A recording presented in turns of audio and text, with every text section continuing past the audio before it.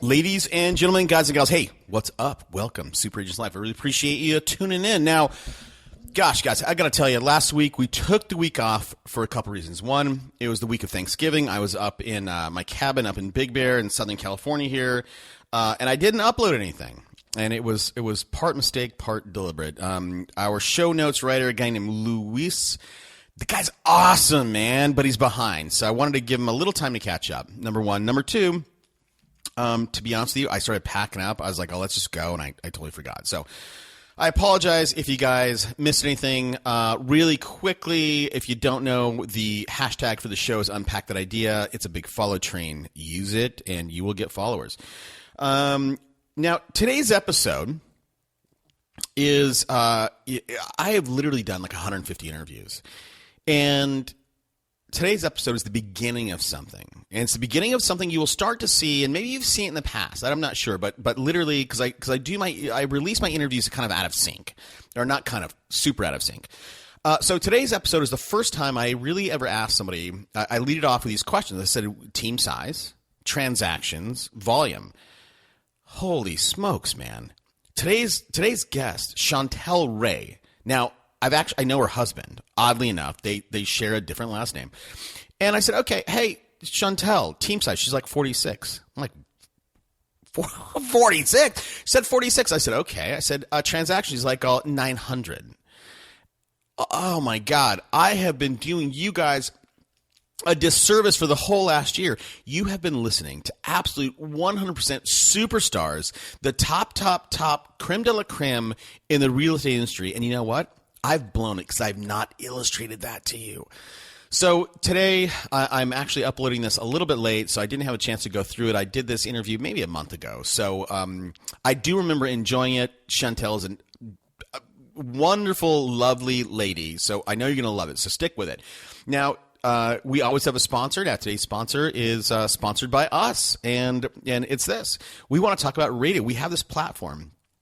If you are out there building a business and you want to add 100 transactions to your deal flow, radio, terrestrial, AM, FM, radio advertising is the key. Now, look, it's not as expensive as you think. A lot of people are out there spending like $4,000 on Boomtown. Guess what? You can have a radio campaign for less than that. In certain markets and other markets, it's crazy, right? So if you're interested in radio, if you want to grow your business, take it to truly the next level and get come list me calls, radio is the key. Go to the website, check out our Dominate with Radio tab, and while you're there, download my ebook, 52-page How to Sell, and subscribe to the show if you haven't, for God's sake. So, all right, guys, hey, let's get to it. I hope you enjoy it. Welcome to Super Agents Live. This is the one place where you can come and hear the most successful people in real estate. You'll hear how these super agents built their businesses, how they stay productive, and how they stay motivated. Who am I? My name's Toby Salgado, and I made my first $1 million in real estate. Yeah. And I'm your host for the next 30 minutes while we talk to yet another amazing real estate entrepreneur. Stay tuned. Let's go! Yeah. Okay. Today on the show, we have a pretty special guest. Everybody wants to build a team. This person on the show today has a mega team. She has 51 team members. Last year, she did a staggering 900 transactions. I'm thrilled to welcome Chantel Ray. Hey, Chantel, thanks for taking the time out today. Thanks so much. So listen, I've given the audience a brief overview of your background, but maybe take a minute, tell us a little bit about yourself. We want to get to know what Chantel is about, and then talk to us a little bit about your business. So I used to be a teacher at Cox High School, and then I became a children's pastor after that. And then I just decided it was time for me to branch out, make some more money. And everyone said, hey, I think you'd be great at real estate. And so I did that. And I hired my first buyer's agent within the first month that I was in real estate, and I hired an assistant the first month I was in real estate. I wasn't even out of training, and I hired a buyer's agent because I knew that I hated working with buyers. It was just not my thing. I was not great. I don't like driving, so I'm not big on driving around in the car and taking people out. And so then it just everything kind of evolved from there. Well, so and when did you get into real estate? What year? Right, I hit it kind of in the prime of the market in 2005. Yeah. Well, I mean, '05 was an awesome year, and '06 should have been really good for you. But then the world came to a stop in '07, '08. I mean, first of all, it's amazing that out of the gate, you even as a school teacher, you saw this like a business. You hired a buyer's agent, you hired an assistant. Why? I mean, that's so. People typically don't do that. What was in you, Chantel, that you said, well, listen, I'm going to start a real company here?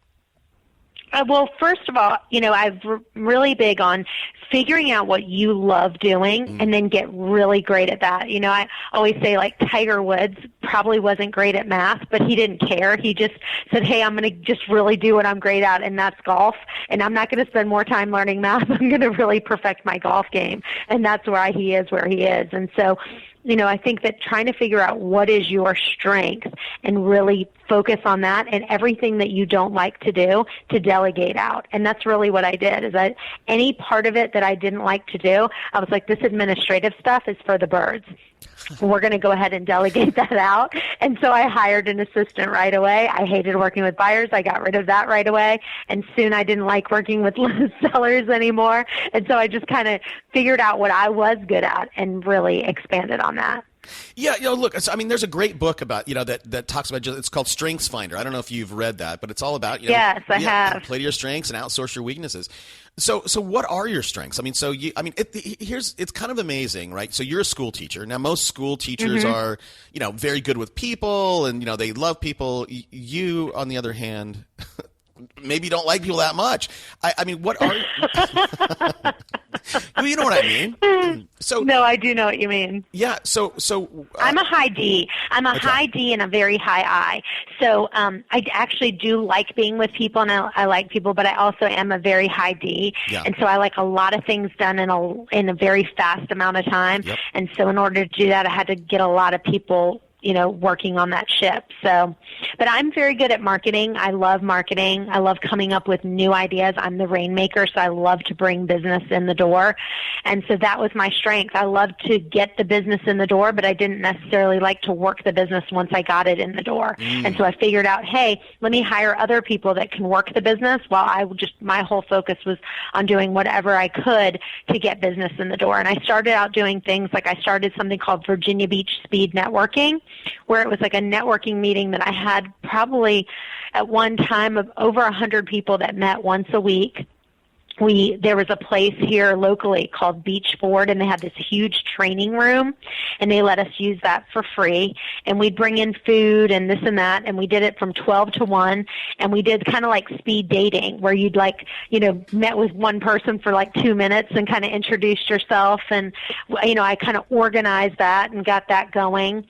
That was one thing that I did a long time ago to kind of get business right away. But then I really got into doing more kind of traditional marketing, where we did TV and radio and email and Google AdWords and billboards and just different things to figure out, hey, what is working for me and what's not working. And that's what I love. That's what I love, is bringing business in the door. Got it. Okay. Yeah. So I'm the same way. So in terms of my DISC profile, I'm 99D, 99I, right, and like 34S and 34C. But with that kind and I'm zero. Let me tell you this: I'm 0S. Like, I have no S in me at all. Wow. So I'm not the right person to come to if you want someone to whine and cry on my shoulder. I'm not very sympathetic. The only time I'm very sympathetic is if something happens to your child. Now, right. If something happens to your child, I will sit down and bawl my eyes out with you. But other than that, I'm not very sympathetic. How funny! You're a huntress. And that's what you do, right? You hunt for business. So that's right. So look. I think that's a brilliant idea. That speed networking idea. I mean, it's the first time I've heard it on the show. And I think it's brilliant because when you organize something, you become the hub, right? And everybody's going to go right. to Chantel to. So going from that to then getting into very traditional marketing. Now, you mentioned a ton of stuff. You mentioned radio, TV, Google pay-per-click. What is the next thing that you tried out in terms of traditional marketing? The first thing I did try out was radio, and radio really has worked well for me. TV has not worked well for me. It's great for branding, and it just doesn't bring in, it's so expensive and just doesn't bring the return like I've needed it to. And I've really gotten to a place where one of the things that I think is really important for people is to really hone in, and we ask people 3 different times, how did they hear about us? So when they first call in, we have an inside sales department that takes that call, and we ask, how did you hear about us? Then we have a client information sheet that they fill out, and we ask, how did you hear about us? And then in our final survey, we say, how did you hear about us? And so we do a really good job of going, hey, we're spending X amount of dollars. I mean, I'm doing it actually, an hour before you called. I sat down and I said, okay, where are we year to date? How much money have we spent from January 1 on Zillow? How much have we spent on Billboard? How much have we spent on this, XX? And how much have we brought back in? And not only how much have we brought back in, but if you kind of look at it like this, we target to sellers. Our number one goal is to target to sellers, because if I spend $1,000 on radio and it only brings me $3,000 in return, then if you think about it, once I pay, let's just say 50% I give out to one of my agents, now we're at $1,500, right? Yep. So that means that I've only made $500 on that. Then you got to talk about the cost of the sale and how much did it cost me. Hey, was that really profitable for me? Yes or no? And so that's what I do, is I really look at how much I've spent, how much has it brought back in, and then the other good part is if it brings in a listing, then the good thing is hopefully every listing you have, you'll produce at least what we say is a half of a buyer, because it's not really realistic to get an entire buyer out of it, but our numbers kind of show that every listing we have, we at least get half of a buyer out of it. So then it's like 1.5 times of a sale is kind of how we look at it. And we really look, was this profitable? Because I think a lot of times people spend money, and then they don't actually calculate, hey, was this worth it, or did we just break even? Right. That's interesting, Chantel. It's interesting that, like, for the radio, for example, I know you spend a lot more than $1,000, but the way, and I just want to say this over again for the audience, right? So most people, if they spend $1,000 on some sort of channel, marketing channel, and they get $3,000 back, they're going to go, well, I got a 3x return out of that. Now you don't, because you're calculating your actual cash on cash return. You say, well, we got $3,000, right. I paid $1,500 out to an agent. I have $1,500 left over, but my cost was $1,000, but I only netted right. $500. That's very interesting that you think of it that way. Again, so your background is as a school teacher. I'm actually a math major. So everything with me is all about the numbers. And it's so funny because we're now spending about $70,000 a month on marketing and advertising. And so I can't tell you the amount of phone calls and people that come into my door that want to do us to do advertising with them. And I look at them every time and I say, listen, I'm a numbers girl, okay? The numbers have to work out. If I'm spending X amount, here's how I look at it, whether it's, we're going to do it or not. And a lot of times we do things on a per lead basis. So if let's say there's a magazine that wants me to do ads with them. I say, okay, well, here's what we're going to do. We'll do it on a cost per lead basis, meaning we're going to put your phone number and we're going to put a separate kind of web address so that we know when a lead comes in from you, and we record all of our calls so we can see, hey, was this profitable or not? And so we're actually only paying we'll pay usually about $125 for a lead. And so it sounds like a lot, but if we've only gotten 5 leads, instead of us paying $10,000 for a spot in a magazine, we're only paying for the actual leads that came in that were longer than a minute or 2 minutes on a recorded call. So that's worked out well for us on some things to get people to do, a cost per lead kind of marketing technique. You're paying for performance. I think that's exactly what we call it. We call it pay for performance advertising, and it's win-win for us because we're like, hey, we're not going to stick our neck out if this isn't actually going to work. And you have every person that's walking through the door that's saying, oh, I know this is going to work. I know this is going to work. Right. So that really does work for us. So you being so this is again, this is pretty fascinating. I mean, I do want to ask this, Chantel. So I know you're a math major, but you can you can be a math nerd all you want, but you're a business girl. I mean, where did you get your business chops? Well, the thing that I always tell people is that I spend a huge amount of my time pouring into myself. There is not a day that goes by that I'm not reading a book and I don't like to read, so I read very little. I'll probably read like maybe 3 pages of a book. But I use audible.com. Yep. I listen to like the Entree Leadership podcast. Yep.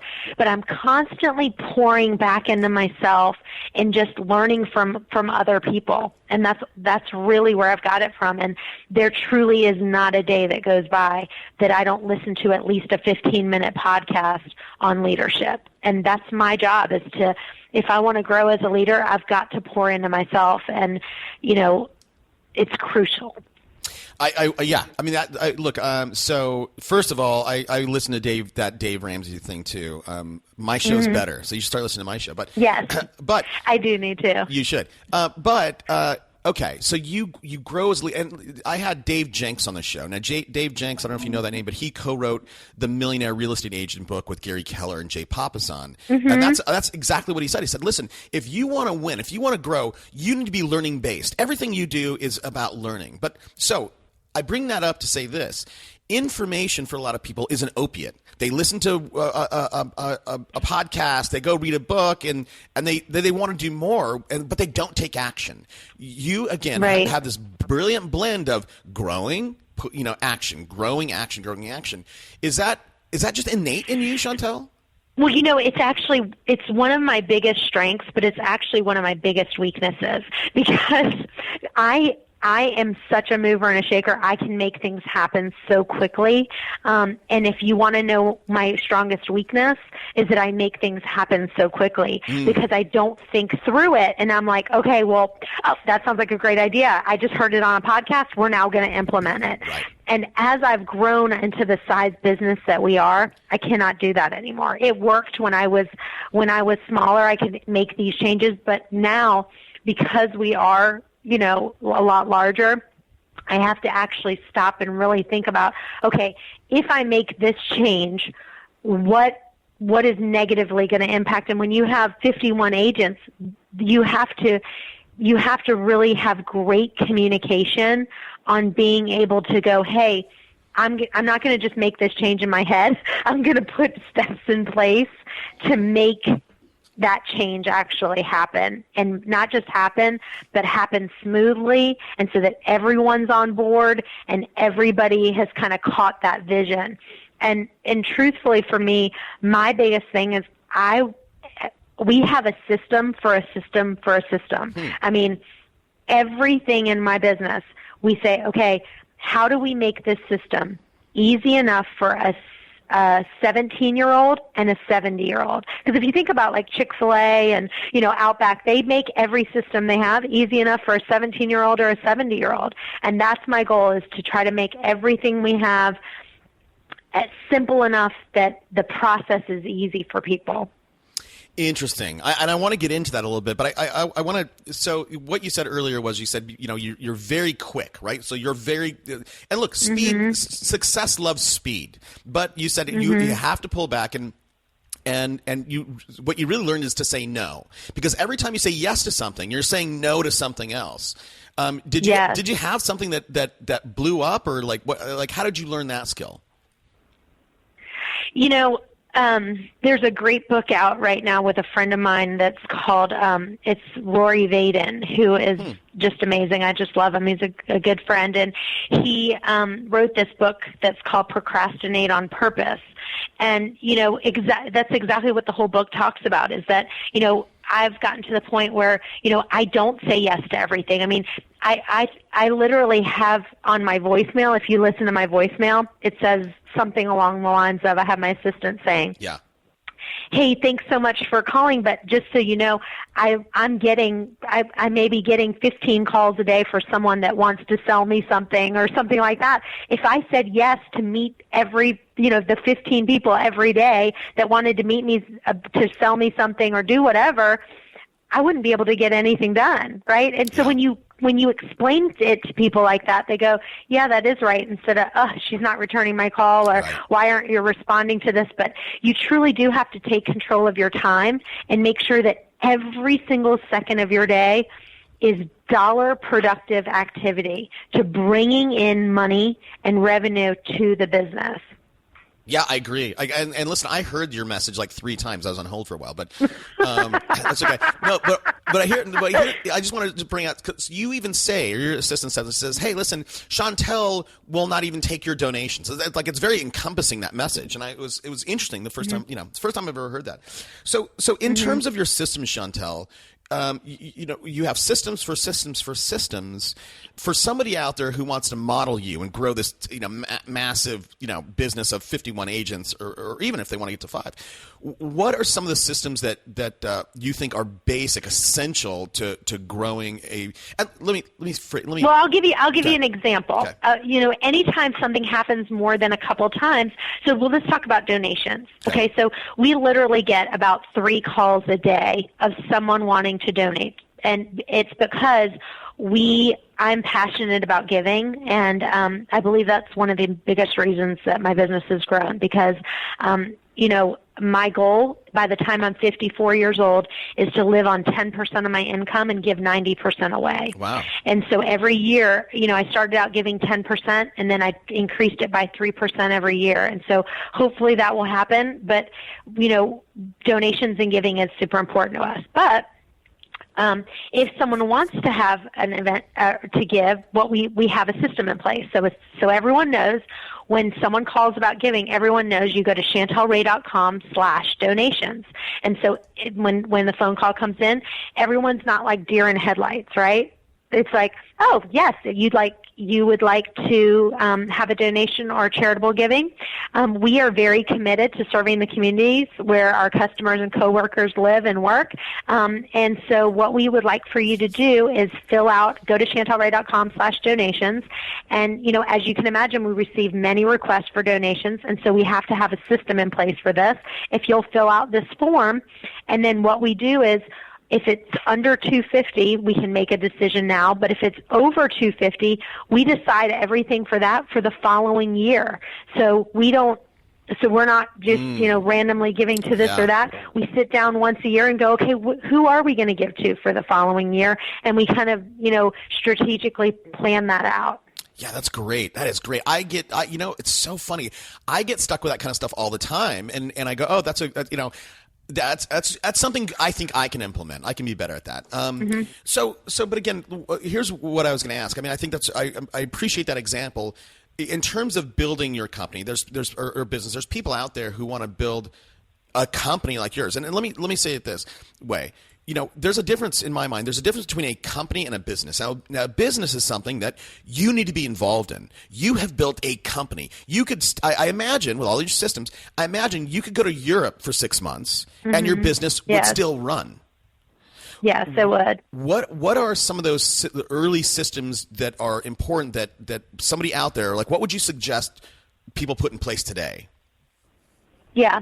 For us, we've created all of our checklists for everything online. And so, a lot of times, people are like, it's like, well, where's this document and where's that and where's this, and nobody knows where this is and nowhere's that. So we've tried to make everything an online checklist where it's very easy to go through and go, okay, Here's everything for this job description is in a checklist where we know every job and every job description and everything that we're requiring that job to do. In the beginning, we were kind of handcuffed by our transaction coordinators and our listing coordinators because it was like they knew so much. Well, now, our system has made it so easy that when one person leaves, we literally could hire a temp agency if we wanted to, have them come in, and everything they need to do is documented clearly and as easy as can be, and we're making every function in our job so that, someone could come in and within a couple hours of training, they could be up and running. And that's the goal, because it's like if you think about I've never worked at McDonald's, but if I went in there, I'd be able to figure it out because there's a big poster up top that says, here's the bun, you put 2 tomatoes, 2 pickles, a squirt of this, Right. That's a basic analogy, but that's how I'm trying to train our entire company to go. One of the things I say is, if you go on vacation for a week and things are a disaster, that means that you did not do a good job. Yeah. Because when you leave, it needs to be where everything is perfectly running without you, because everything is mapped out, everything is lined up. And so we just really think of we run our company exactly like a franchise. Our goal is to be the only real estate franchise in the United States. And what I mean by that is, every time you go to Keller Williams, you're going to get a different agent. The experience is going to be different. Right. Well, every time you go to Outback Steakhouse, the experience is exactly the same. Right. And so we want to create an experience for customers that is the same experience every time. And if you think about it, I've read statistics that say that 9 out of 10 small businesses go out of business. But on the other hand, only 1 out of every 10 franchises go out of business, which that's staggering. And the reason is because systems and procedures and having a consistent experience is what makes a company grow. Yeah, I agree. That is so great. I mean, even going back to that McDonald's analogy or illustration, I mean, at the cash register, I'm pretty sure there's just pictures. If you order a Big Mac, right? There's a picture of Big Mac. Boom. It's Yes. dead simple. So in terms of ironing out or creating a predictable or reliable experience for your customers, and I'm on your site right now. And you talk about this. You say, hey, at other big companies, they call themselves franchises, but they're just brands, right? Remax is a brand, and a Remax experience in California is going to be much, much different, or could be in Texas and different. Yes. Different from. So what are those? What is that experience that you want to create for your customers? And maybe talk to me a little bit about that. Okay. Well, number one, I mean, we have a photographer that is a professional photographer to take all pictures. So that way it's like we don't have one, and we've trained her in how to take the pictures and what to do and what not to do. So now we've taken that where the agents don't have to worry about that anymore. It's like one piece I don't need to worry about. Yeah. The virtual, we always do a virtual tour on every property that we have. And just the marketing that we do for every single property, the individual agent doesn't have to do it. So our company does that for them, so that all of those, if you're a great salesperson, you probably are just not going to want to sit in front of the computer all day and, upload to all these different sites and do this kind of social media and, all these different things. It's just who has time for that or patience for that? Yeah. No, I'm getting it. So we just put on the strengths. We put everybody in their strengths. Right. I mean, Gary Keller talks about that, but putting everybody on the right seat on the bus, right? If somebody, somebody might be a great mechanic, but not a great navigator. So don't use them. That's really interesting. So I imagine in terms of systemizing everything, if I am one of your agents and I get a lead, I bring it in and I give it to Wendy, and Wendy automatically puts a person in a database, sets them up on a drip campaign. I mean, is it that automated for your people? Yes, it is. And, you know, one of the things that we just recently did is we've created an inside sales department. And these inside sales departments, the people that we've hired are all people who have worked in inside sales departments for very large companies like Geico Call Center, Verizon Call Center, you know, people who have experience with the call center environment and what to do and how to close people on the phone. And believe it or not, different people are better closing on the phone, and different people are better closing in person, you know? And so we found people who they love to be on the phone all day. They don't mind being on the phone. They can close you on the phone. And one of the things that it's done, because we used to do duty where an agent, when you called in, the agent themselves that was going to be the outside sales agent was also the inside sales agent. And the problem with that is that let's say we had a brand new agent sitting on the floor that had only been in the business for, you know, a few months.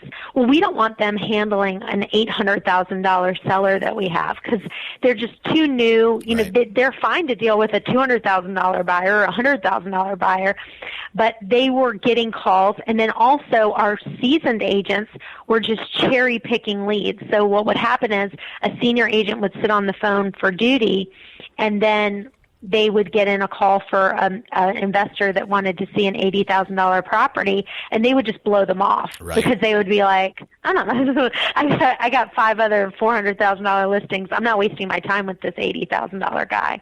And so that's why we implemented this call center where now we've created a system where agents can see you know, what they're doing as far as like the inside salesperson says, okay, this is a $400,000 seller. This person has a higher conversion rate. I'm going to give this person to you. And so we have a dashboard that shows exactly, you know, what the people's conversion is. I mean, I've really come to a new place where I'm doing a great job of tracking all of this information of, you know, who's doing what is your conversion rate? You know, are you better with buyers? Are you better with sellers, and so forth? Interesting. Now, so this is very interesting, Chantel. So, help me understand this. In terms of that, is that self-reporting, right? So, meaning that me is you have to get that data from somebody has to input that data into your computer. Is there a manager person that looks at, you know, Julie, Jim, and Bob and says, okay, let me put in their metrics? Or is it Julie, Jim, and Bob self-reporting those metrics? So what will happen is that the person calls in, and then the inside sales manager gets all of their information, gets their address, their phone number, their email, their everything, and put it into our lead system that we have. And then the lead, they assign it to, let's just say, a girl named Sarah. Mm-hmm. So they'll assign it to Sarah, and then Sarah is responsible. The system will make her, once she has that lead, within 24 hours after that appointment, she's got to put in, did she get the listing? You know, did she get a buyer broker on that person or not? And then she has to continually update her notes. If she doesn't update her notes on that lead, then it kicks it back out to a manager, and then a manager can go back to Sarah and say, Sarah, hey, you know, what happened with this one? Did you do this? Did you do that? Did we get this going or whatever? And we have conversion rates on every single agent on their percentage of closed, their percentage of converted, their percentage of ratified contracts, their percentage that they listed. We gave you this many listings. How many out of those listings did you actually list? How many buyers did we give you? How many did you get under buyer broker? How many total leads did we give you? Because if we give you too many leads, now that's an issue too, because you're just going to let some of those go because we've just drowned you in leads, and you are going to, again, cherry pick the best ones. Chantel, man, again, this is fascinating to me. Look, here's one thing I'm always curious about when I talk with somebody like you. You got to a point, you know, I mean, again, you do 900 transactions. Why weren't you at 400 Why didn't you go, I'm good. I'm happy, right? I'm putting these systems, like what inside you, Chantel, makes you go, yeah, I did 900, I'm going to do 1,000 or 1,200. Like, how are you so competitive? I wish I wasn't as competitive as I want to be, as I am.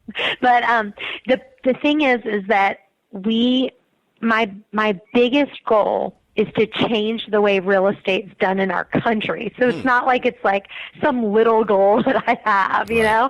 When I first went and looked for a house, honest to God, this is a true story. I called 3 different agents.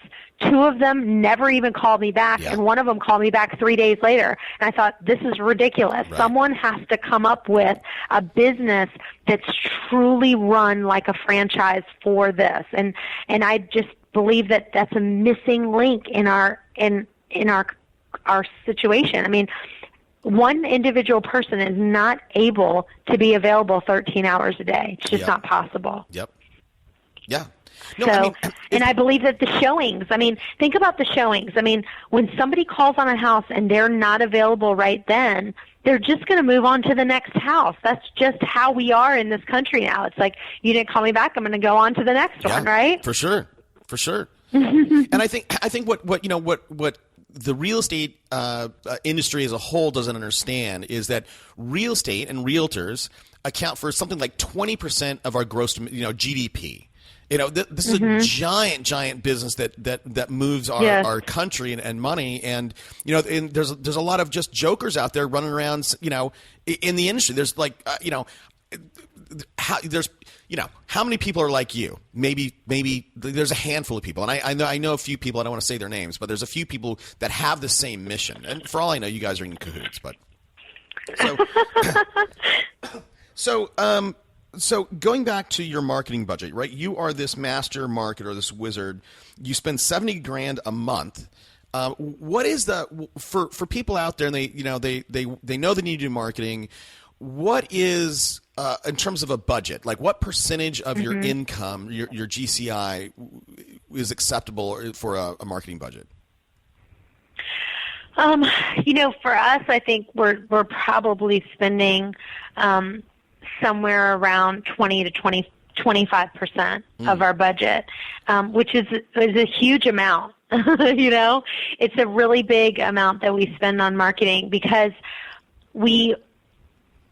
I don't like cold calling. Like, a lot of times people say to me, oh my gosh, you could sell ice to an Eskimo. And it's like, no, I can't. I'm not a real great, I'm not this great salesperson that's just going to, talk you down. And I can't do door knocking and door to door and cold calling. That's not who I am. And so I was like, how could I create a business where we can do marketing to bring leads in without me having to do that? Yeah. And so what we tell our agents is 80% of your business is going to come from us, and 20% of your business is going to come from referrals and people just knowing that you're in the business. So we do want our agents doing some asking their friends, do you know anyone that is looking to buy or sell? But we also don't want to hound people. That's not my thing either. I don't want my friends coming to me every day going, who do you know that wants to buy or sell? Yeah. You know what I mean? So, but that doesn't mean that they can't know that I'm in that our agents are in real estate, that they are involved, that they can give their cards out, and in a non-obnoxious way, kind of asking for business a little bit, and just because that they know they're in real estate, they're going to naturally get referrals, and just giving such great customer service that people, want to give referrals to us. Right. So, you being a numbers person, you track everything, and this pay for performance with much of your marketing. I'm surprised you said you have a billboard. Why do you have a billboard? You can't track that. It's out there. I mean, you don't, why do you have that? Well, and the thing is billboard and TV are the two things, and people actually do say billboard. So when we say, how did you hear about us? They do say billboard. That is a way that people do it. But it is about just top of mind awareness. And so for example, if I said to you, what insurance company do you think of when I first say insurance? What do you think? In 15 minutes or less, you can save hundreds at Geico. Yeah, so it's like, I mean, I think if you asked almost anybody, like, if you just went, name an insurance company, they'd be like, Geico. Yeah. I mean, you just can't not because of the amount of marketing and advertising they do, and it becomes top of mind. And so, it's funny because there's people, we have our jingle has been a really big hit because we have people. It was funny. I had a guy who came to me and he's like, you're not going to believe this, but your commercial must have been on right before I was teaching a class, because 2 different people had walked in the class. They're like, if it has to sell, call Chantel. And they were like humming it. And, they didn't know that I knew you. But that's kind of the power of branding and the power of marketing, is that you want people when they think, and we're now coming into a down economy a little bit now.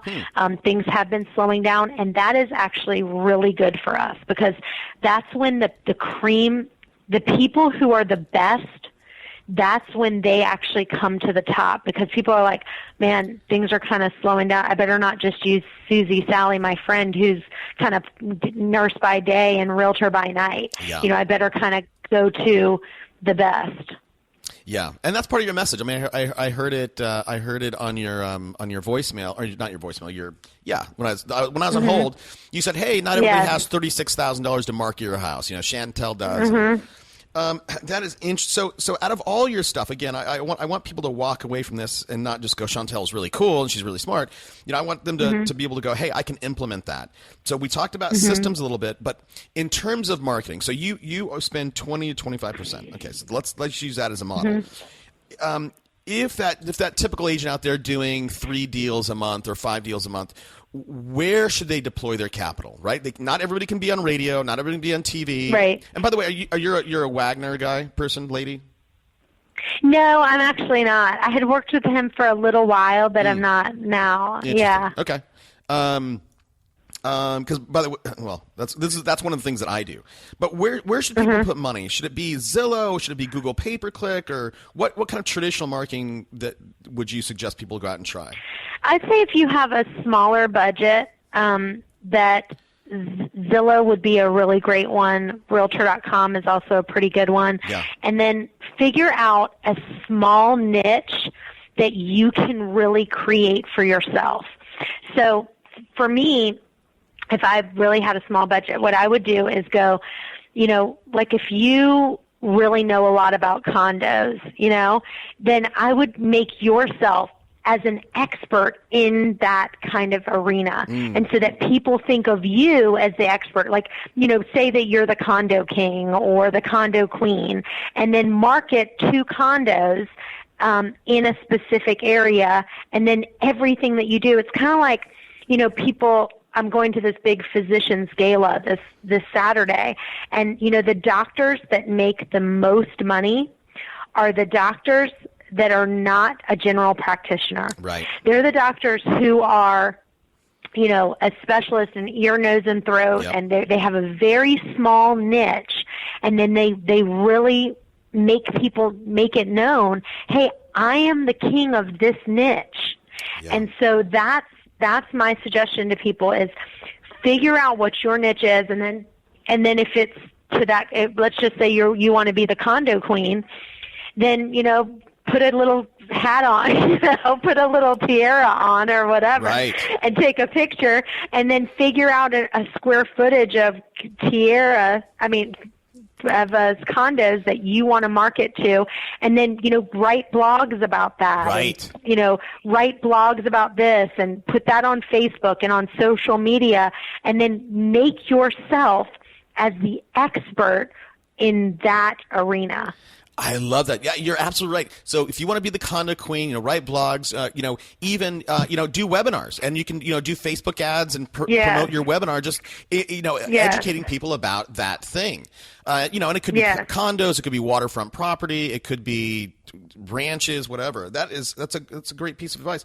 Well, listen, Chantel, we have to start wrapping up. I'm going to ask you a question, just because you're kind of a fascinating character that I rarely ask, and it's going to be kind of a wacky one, but it's this. It's what's something that I didn't ask you, but I should have asked you?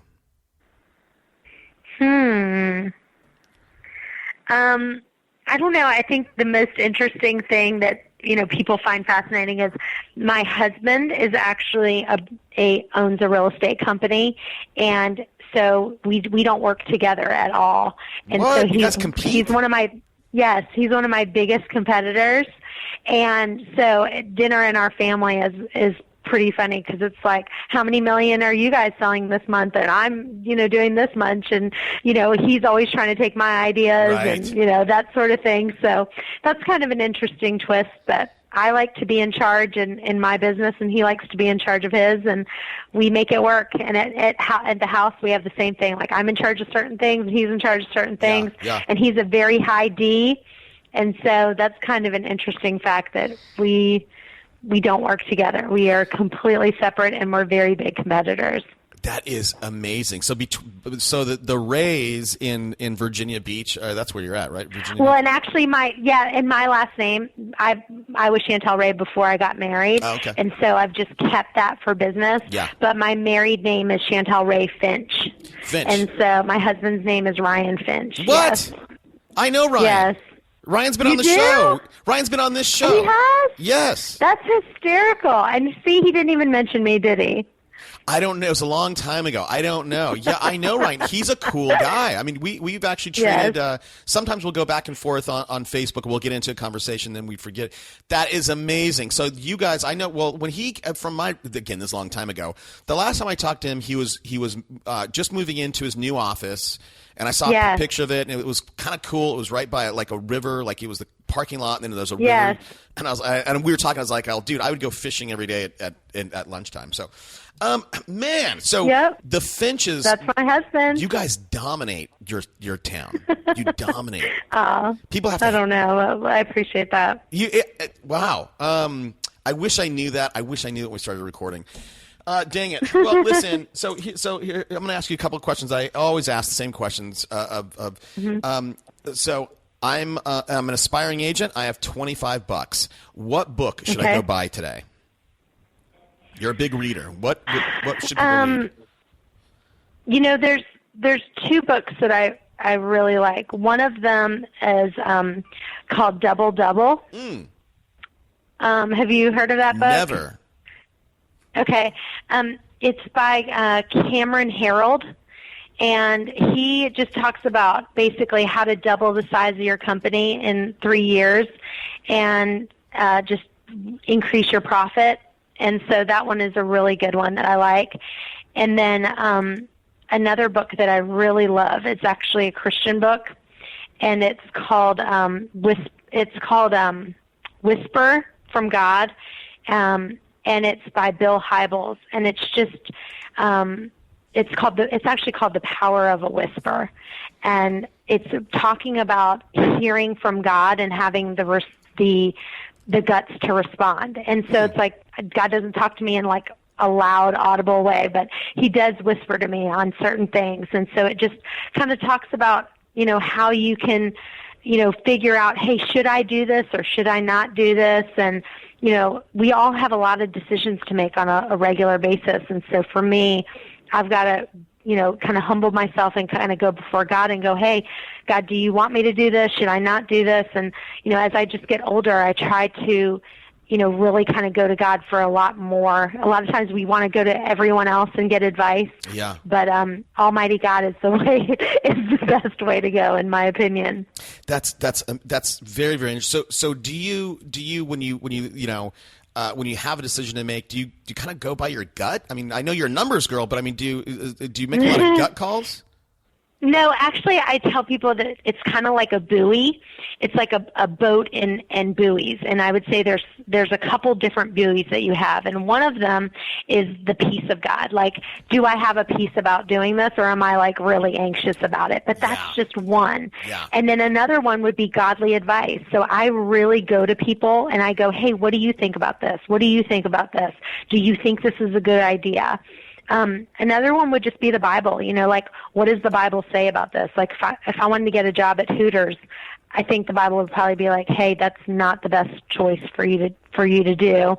And then number 4 would just be doors opening up and doors closing. Like, every time I go through this door, is the doors opening, or is every time I go through, it just seems like things are shutting in my face? But it's not just one of those. It's all of them. Do I have a peace about it? What do godly people telling me about it? What does the Bible say about this? And are doors opening up or doors closing? And so it's not just one of those. Sold. I love that. I'm going to go get that book. I mean, and look, for everybody out there, if you haven't read Double Double, if you haven't read this Whisper book, you can get a free copy using our link on Audible, audibletrial.com/superagents live. So use that and go listen to one of those books. Again, you're high D, high I, 0 S. You're not sympathetic. I wonder what you have kids, right? From my recollection. Yes, yeah. I do. I have a 3-year-old and a 12-year-old. Oh, that's right. Okay, but you are sympathetic towards kids. Okay, but just not people. Yes, I am. Well, yes. do you have a personal habit, Chantel, that you think is contributed to your success? Yeah, there's 2 actually, and one is every single morning I wake up and I go to the gym every morning at 7 a.m. It's like a ritual. It doesn't matter if I don't feel good. It doesn't matter if I'm sick. I literally just crawl out of bed and do it every day because I'm so in the habit of doing it. And the second one is reading the Bible and reading some sort of leadership every day. So having a 15 minutes where I'm just dedicated to reading the Bible, spending time in the Word, and then also spending time reading a leadership book. And one of the things my mom always said to me is that she said, it's like a piano. Like, we can get out of tune very easily, and every day we need to kind of get back in tune. And the way that you do that is by reading the Bible and reading books that are going to truly help you grow. Yeah, I love it. Your mom's a smart lady. And I'll tell you, working out, I'll tell you something that I'm starting to implement, and I got this from Anthony Robbins, is he has this cryo machine. So every morning in the morning, first thing, he doesn't do it every morning, but he jumps to this cryo machine that takes your body temperature to this sounds crazy, but negative like 228 degrees. And he's like, it's amazing. So I'm trying to do I have a pool and it's cold. So I'm trying to do a morning, 60 degree water plunge. Anyhow. Hey, wow. Chantel, it's been an amazing 50 minutes. Thank you so much for coming on the show. I know that you're growing. Thanks so much for having me. Sure. And again, I know that you're growing. I know that you just opened up a new office, and I know that you're always looking for talent. So somebody listening to this that wants to come and work for you, where can people find you? And if they're not in your area, where can people just say thanks for coming on the show? They can go to chantelray.com, or if they want to send me an email, they can send me an email to chantel@chantelray.com. Awesome. All right. Hey, Chantel, go get them. Keep up the good work. I want to talk to you next year when you're doing 1,500 transactions. That sounds good to me. All right. See ya. Thanks. Bye. Bye-bye. Let's go.